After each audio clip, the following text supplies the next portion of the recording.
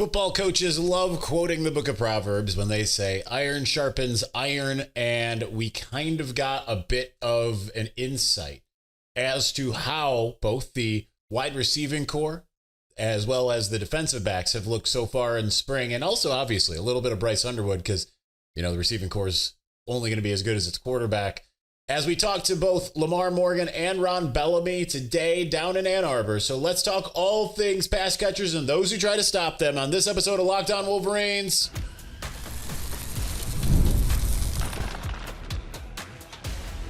You are Locked On Wolverines, your daily podcast on the Michigan Wolverines, part of the Locked On Podcast Network, your team every day. Happy Monday. We are back and doing it. Locked On Wolverines podcast, part of the Locked On Podcast Network, where it's your team every day. I'm your man on the ground, Isaiah Hole, publisher of Wolverines Wire through USA Today Sports Media Group. And I was down in Ann Arbor for Ron Bellamy, LaMar Morgan, talking about wide receivers, defensive backs, all of that. And a lot to kind of take in. It's almost overwhelming how much kind of we got.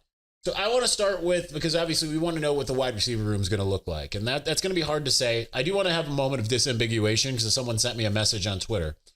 And they had asked if I was the one who was saying that Skylar Bell was already on campus and practicing. No, I don't know where that rumor came from. He's still enrolled at UConn. My whole thing has been if he enters the transfer portal again, that Michigan would be a factor, and I wouldn't be surprised if that happens. But don't put words in my mouth, people. Don't do that. And just, you know, have your head on right? So no, that's not what's happening. Anyway, Ron Bellamy talking about how Eric Soup Campbell, who's, you know, was his wide receivers coach, was the wide receivers coach for the entirety of the Lloyd Carr era, how he had put up pictures of all the top guys, the top receivers. Because remember, in that era of Eric Campbell, you knew Michigan was going to have a stud receiver. You just knew it, that there was going to be at least one, if not more. And you're saying, like, there's pictures of all these guys, whether it's David Terrell or Ty Streets, and, you know, he didn't mention these names, but I think of some of the guys that were there in my time, or my second stint at Michigan, when I actually pursued my degree instead of just being on campus. The guys like Mario Manningham or LeVar Arrington. Or Adrian Arrington. LeVar Arrington, I don't know where that came from. Adrian Arrington. But he was, you know, saying, like, we're always, like, quizzing the guys and telling them, like, all about those players, all those top receivers and everything like that. And so I can't remember who, but someone asked Bellamy, I said, I think it was Angelique asked Bellamy, like, who would be someone in your room now that you would look at and say they have a chance of being on that wall? And it was like no hesitation. He's like, oh, that'd be Donaven McCulley. Because not only is McCulley an elder statesman, I mean, he might be new to Ann Arbor, but he had his time, obviously, at Indiana. And he said, like, he brings a sense of leadership. Obviously, he's got the height, he's got the production, he's got the experience. But it said, like, hey, he's like right there. Like he's already kind of on track. Actually, he didn't say already. He said he's on track twice in the interview that about Donaven McCulley. So also discussing the 6'5" receivers, because we also asked about Jamar Browder. Actually, I was the one who asked about Jamar Browder. I think I just completely screwed my computer system here. Nope. Okay, good. Always makes a harder show. But I asked about Jamar Browder. First question right out the gates. He's learning the playbook, trying to take it slow, make sure we bring him up the right way. He's basically a big receiver. The ball's in the air. He's going to fetch it. He's a fetcher. He's a high point the ball guy, and they're super competitive young men. But he also talked about just the idea of having, like, we wanted to get bigger. We wanted to be able to have those guys that could go downfield and snatch, like others say it's a 50-50 ball, but the way we look at it is that those guys were probably basketball players. If we're getting like those 6'5" guys, that makes sense. That tracks. So, like, just go get that rebound. That ball is yours. Go and get it. And I love that. Now, talking a little bit about the offense in general, it's the fast pace. It sounds like it's not fast paced in terms of Michigan's all of a sudden going to be, you know, chaos team Indiana 2015, right? Like, it's not that. But like LaMar Morgan was talking about the offense and said, like, they have the ability to do kind of everything. They can go fast. They can go slow. They can just kind of, you know, grind it out. And then you add in some of the things that Bellamy said about being able to have those big receivers said like it all does start, and he said like this was really smart that this is how Donaven McCulley saw it. It starts with the run game still. Like that's still like we still have that identity. We want to start with the run game, and then it's kind of the backwards of how I've talked about it, which I guess tracks. But the idea that we're going to be able to run the ball, suck in all of those backers and safeties, and then throw over their heads. Now, I'd like to see it both ways, and I'm sure that would be the case, right? Like it's not just going to be the sense of, okay, we can do it one way, but we're not going to do it the other. Like I said, that's kind of the point for me with Bryce Underwood week 1. I would just give him that look because that's what happened with JJ McCarthy in week 2 in 2022. Completed the deep ball touchdown to Roman Wilson, and everything was suddenly like, okay, we can't. Every team from there on was like, we have to keep someone deep. We can't allow him to do that. So you hope that ends up being a thing. But I think that it's exciting to kind of think about what the possibilities of this offense are, especially because it just sounds like Chris Ballas had a post over the last few days where it just sounds like the receivers are playing a heck of a lot better. And most of them are names that we're hoping that we would hear, like Browder, like Marsh, like McCulley, Samaj, Fred Moore. Names that we haven't heard much about. Peyton O'Leary. I think he's been mentioned, but like not much about Peyton O'Leary. Yet to hear Kendrick Bell's name mentioned. Damarian Walker is, quote, working through something. Doesn't have a number, so, I don't know what that means. I know he's around. I watched him walk into the building a few days ago. But other than that, like that's a little bit of a mystery. But I think that when it comes to what you're hearing from what the Wolverines are going to put out from a receiver standpoint, it is excellent. Obviously, the quarterback of it all kind of adds into that with the talk about Bryce Underwood. You can tell like they want to talk about both quarterbacks, Bryce and Jaden Davis. And from all accounts, Jaden Davis has taken a big step forward. But at the same time, you can tell like there's an excitement about Bryce. I think it's hilarious. In the last 24 hours, I've seen a lot of rival fans try to make it sound like Bryce can't throw. Like, I don't know where you are even, like why you're just lying about things. Like, that's what he's good at, is throwing the football. Throwing the deep ball, accuracy, that's what he's particularly good at. Like, he's good at everything, but, like, I don't know why do you have to lie to try to make your point? That's just all I got to say about that. Why do you got to try to, why do you have to make stuff up to make your point? For your rivalry fodder, right? Like, you can just sit there and say we won the national championship if you're a Buckeye, and if you're a Spartan, I don't know what you can say. Don't really know. But anyway, it's just funny that becomes a thing. But we'll talk a little bit more about what LaMar Morgan and Ron Bellamy had to say about Bryce Underwood. Let's do that next, and then we'll get to the defensive backs, even though there was a lot said about the defensive backs. Tons of exciting things. So we will get to that here in just a moment.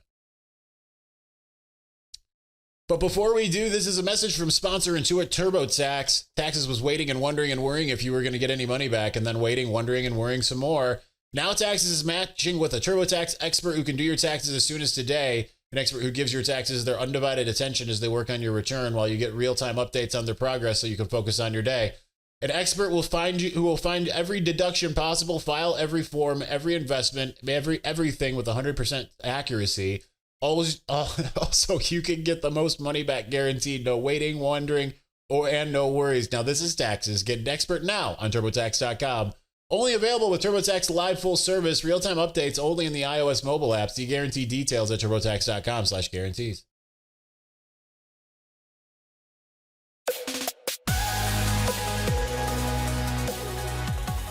All right, laughing there at the end because I can't speak or read or anything like that. We'll see if that continues here in a moment, but I'm just going to read you some quotes and we'll react. By the way, Shannon Goodwin and Marion Stewart got some good mentions too. So there's a lot more going on at the wide receivers, it sounds like, but let's see. Talking about Bryce, this is what Ron Bellamy said. Bryce is just like the receivers in the sense of he's learning, talking about Browder and Marsh, that like they're still learning the playbook and all that stuff. Says you see the physical talent, ball placement, arm strength, mobility. You see all that stuff and you get excited because you know that once he gets the full grasp of the offense, or what he can be when he gets the full grasp of the offense. As far as his leadership, I think this is interesting. He said, It's been awesome. I sit back and watch, and there's like a miscommunication or something. The receivers don't do this. He walks over and kind of says how he sees it. Come over here. You got it. Little pep. He's always high praise, high encouragement for a 17-year-old kid. That's huge. I've been around a long time, played along with some greats here at Michigan. Keep in mind, he played with Tom Brady and played with some great ones as a coach. Just to see those leadership qualities in a 17-year-old kid, it's quite impressive. I mean, that should get you all worked up just in general, right? Like, did Ron Bellamy just basically say he's Tom Brady? That's what, that Bryce Underwood is Tom Brady? I feel like that's what he said. That's not what he said. But still, I mean, you get excited about it as far as what he brings to the table there. I think, though, it's always interesting to get the defensive perspective. I asked LaMar Morgan about Bryce Underwood. And again, he gave the two. He gave the two different quarterbacks some credence, but he said Bryce is a unique kid. I think the stuff that y'all see on the field will be, y'all will be excited about it, but I don't think you understand this kid's out there all day long. Both quarterbacks are just out there all day long working on what they need to do pre-practice, tempering, getting ready for practice, working on his drops up here, meeting by himself, texting coaches about, hey, how are we doing this? Again, notice that's the second time we've heard like he's not afraid to text the coaches. To like ask questions, and that he's out there all day, the work ethic, all of that stuff. I just think the preparation for a young kid like that is pretty unique because there's a lot of great players. They have it between the ears, and that's what he has. But the arm talent is just as good as advertised. He's big, strong, physical, a leader, working hard. Then he talked about Jaden Davis for a minute, but then he goes, but Bryce is, and then he kind of stops, says, both of these quarterbacks have done great. I mean, the throwing and the catching this spring has been good for both sides. So we're not defending the deep ball. We're out there defending the deep ball. We're not going to get good at playing the ball in the air if they're just doing quick game. We can have some false confidence if we're sitting on some routes, and that's not how it's going to be on game day, as you all know. People are going to challenge us, and that's what he's saying there, if you don't catch it, is that the idea that Bryce is making the defense better because he can throw the ball deep and with accuracy. He's forcing them to be more precise.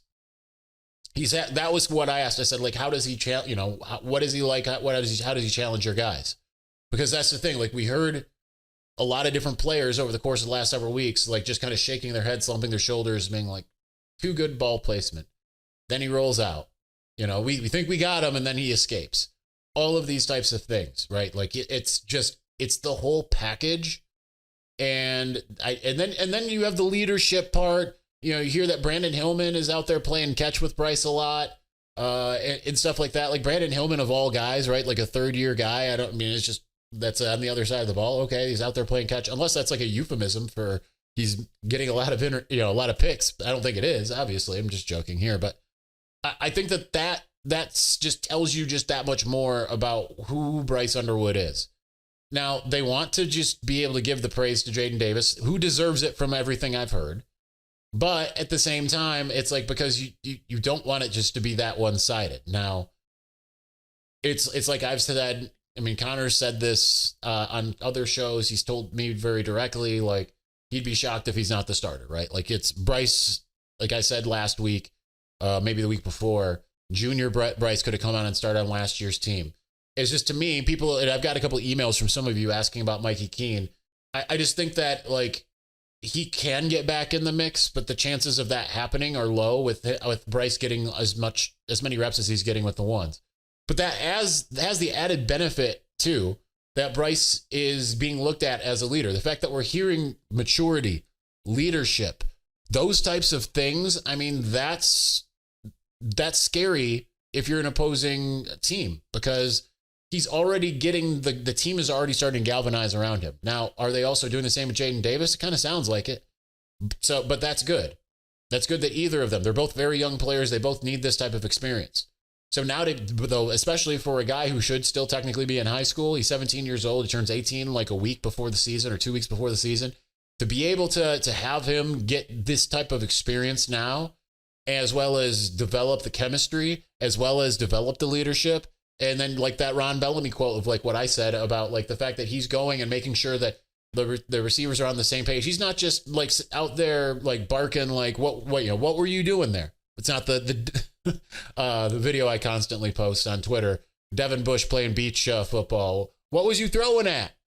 Like that's not what's happening, right? Like he wants to be that good. So it's tantalizing. This isn't a guy who by all means could have rested on his laurels. And I feel like that's kind of the type of mentality that we've seen with previous 5-stars coming to Ann Arbor, but not really in the latter years of Jim Harbaugh or now early Sherrone Moore. Guys that want to come in and work. They want to be workhorses. They aren't satisfied with their degree of what they bring to the table when they get to Ann Arbor. They want to build something bigger than them. They want to be a part of a team. They want to do more than that. And I think that's what you're seeing from Bryce Underwood.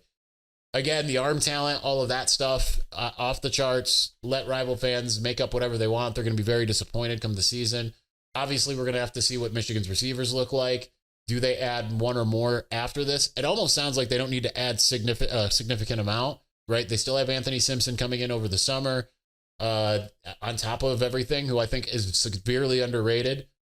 Someone yelled at me in the comments when I did the depth chart because they said something about me picking Anthony Simpson over Samaj. Like, listen, Anthony Simpson's has an 800-yard season. Samaj has like a 200-yard season, and that's like it, right?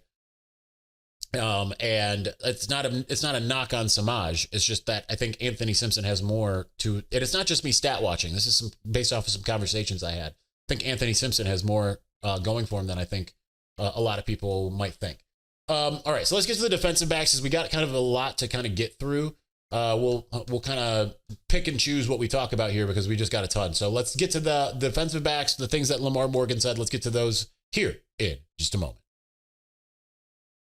But before we do, ever check your bank account and wonder, where did all my money go? Between dining out, online shopping, and entertainment, it's easy to lose track. That's where Monarch Money comes in, your personal CFO, giving you full visibility and control over your finances. Monarch Money isn't just a budgeting app. It's a complete financial command center. You can track all your accounts, investments, and spending in one place, so you just stop managing your money and start building wealth.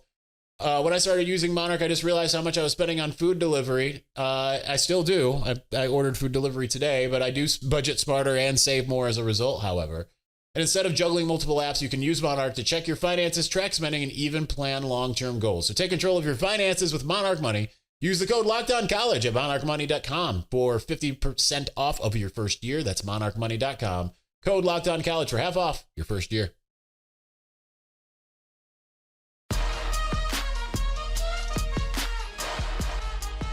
I know a lot of you that watch and listen to this show are Jesus followers as well. I know that I annoy those of you who aren't. Don't really care, to be honest.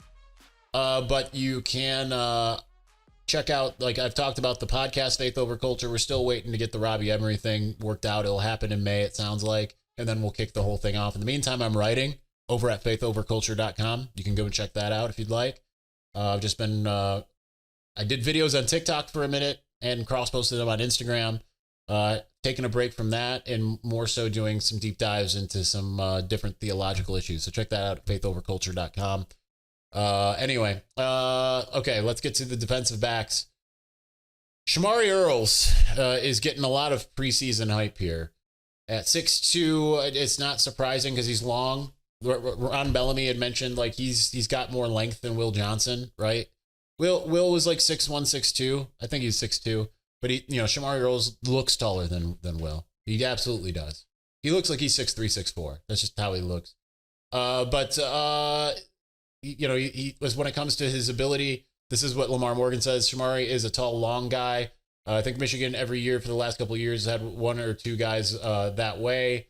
So I think his combination of being over 6'1" and around 200 pounds, he also ran the 10s in high school, allows him to be a unique player. He's kind of like Bambi sometimes. He's just so long and has to figure it out. But I'm really excited about him. So that's exciting. As far as guys working out at nickel, it's TJ Metcalf, Zeke Berry, Jair Hill, Mason Curtis, Jacob Oden, Jeremiah Lowe. So that's interesting. I said like they do want to keep trying to figure that out. Jacob Oden is a guy that they mentioned could be of bigger use this year. He's cross-training now. He was cross-training at basically all the defensive back positions, and now he's basically sticking with the safety spots and nickel. So it'll be interesting to see. You remember, he's a local guy. He's a legacy from Harper Woods. It'll be exciting to see that. Talking about the Metcalf brothers, I mean, there's just some raving and ranting in a good way and raving about how both of them, like, you can tell that they come from the same family pedigree as DK Metcalf, right? Who said like that they're just always in the facility. They're always studying. They're always working out. They're always watching film. They're always doing all these kind of things. And that's interesting and I think exciting. I asked Morgan about Caleb Anderson, because like you look at Caleb Anderson's stats, he's got like, 18 tackles last year, something similar the year before. He's got 2 interceptions in his career. Didn't really seem like he got a heck of a lot of time. So it's like, why did you bring him over? Because keep in mind that he was the defensive coordinator. Morgan was over at Louisiana when Caleb Anderson was over there as a player, and he was the one who recruited him. And he was talking about how he thinks that, number one, he's already got the smarts to be able to play the position and to get into school and all that kind of stuff. But on top of that, he said, we kind of look at him, especially being a tall, fast guy, we see him kind of as being potentially on the Josh Wallace, Amir Hall trajectory as that type of guy. So like, I don't know where he is in the mix, because that's not kind of what we got to, but it's an interesting idea that he could come in and be that type of player, that they said like by year's end. And Morgan admitted he's not a finished product, right? He's going to take some time to just acclimate and do some things, but he said the same thing was true of Josh Wallace, who was pre-LaMar Morgan, and certainly it was the same with Amir Hall, who both of those guys did really well against the Ohio State and Alabama receivers, right? So interesting in and of itself. Mason Curtis, he says that Makari Page was thinking that he could be a better version of himself. That's kind of exciting. He's been alternating between 60-40. 60% at high safety, 40% nickel, and said, yeah, it's a legitimate thing that he can play nickel. Like that's something that we were strongly considering. But again, the length, having a 6'4" guy like that and all of that. And he said, I think it's unique. I think some of the limitations you might have because you're so tall, there is his advantage as well, right? Like he might not be a 4.4 runner, but he also is 6'4 plus and he has long arms. I just think that it's all a weighted scale for him a little bit. So he's a little longer, might not be as twitchy as a smaller guy, but he can cover a lot of ground. So I think that's going to be exciting. Rod Moore sounds like he's working his way back. Still nothing there. Says Jair Hill is really becoming a leader, which is interesting, right? Because that's certainly not the type of thing that I would have thought of. But that just kind of, again, if that's true, then that shows the culture. I want to remind those who like to say I just regurgitate what the coaches are saying. Like we discuss what the coaches are saying. I caution you, and I've been doing this all spring. I caution you to take what they're saying and like put it through a filter some way, right? Like don't take everything anyone's saying for gospel here. I've been saying that all spring. I don't know where some of you get this idea that the coaches say something and I'm just like, well, it just must be true. It's never been how we do things on this show. So I don't know where that comes from, but run it through a filter, because especially spring ball, it's hard to really gauge what anything is. That's why when any of you say like, what should we be watching for in the spring game? What should we take away from these things? Like there are certain things that we'll talk about because we can read between the lines and say like, all right, Dom Nichols is getting mentioned by everybody. Jamar Browder is getting mentioned by a lot of people. Right? Like when it's like the first name out of TJ Guy's mouth out of the first practice, like you stand up and pay a little bit of attention. Now, does that mean he's going to be a 1,000-yard receiver in freshman year? No, it doesn't. So like use a little critical thinking as far as that's concerned. But no, we're not just regurgitating, but we don't get to see practice. Keep that in mind. Other schools get to see practice. We don't get to see that. So I can't go out there and say, this is what I saw and this is how things are going. So we have to cycle through some of these things to kind of understand. So with that in mind, Jair Hill as a leader is interesting if that's true. If he's like trying to become a leader, says he's just seeing like a maturation coming from him. And I think that's interesting. As he says here, he's growing up, trying to be a leader, trying to be focused. He's playing some nickel as well. I just think it's his time to take it to that next step. I think last year he played pretty solid besides some of the double moves. I mean, you're on the other side of Will Johnson. You're going to get challenged a little bit. And I think he's moving in the right direction. Okay, so that's fine. Other than that, I mean, we're hearing good. He's hearing good things about the wide receivers. Brandon Hillman, he's kind of saying like he's a little out of control, and they're trying to kind of reel him back a little bit. But I think he's one of those guys that you should feel really excited about, not based off of just what's being said in the spring, but based off of what we got to see against Alabama and throughout the year. But they're trying to add more to his arsenal, keep him from just being the guy that's just going to hit you, light you up, and put you on the ground. That's happening, but still. Last, we'll end with Jaden Mangum, because I asked about Jaden Mangum. He said, I like Mangum. He's kind of got a hard spot, I think, next time y'all talk to him. We've never talked to him. You can ask about the adjustment of coming to Michigan. Think you come to any school when you're a starter at another school, you think you're going to walk into the place, it's just going to come easy whether you're a freshman or not. Then he got hurt a little bit during fall camp, which wasn't that good for him. He ended up redshirting, so there's probably some added pressure on him. You're a starter at another school, you come here and you redshirt. I think he's done a great job this last scrimmage. He probably had 5 really good tackles, running the alley, being physical. He has range. His role will definitely be increased this year. I mean, he didn't play last year, so there's that. We're excited about making him smart, graduating. I'm excited about him. I think he can help us for sure. That's just what Michigan needs is more safeties. It's just really interesting.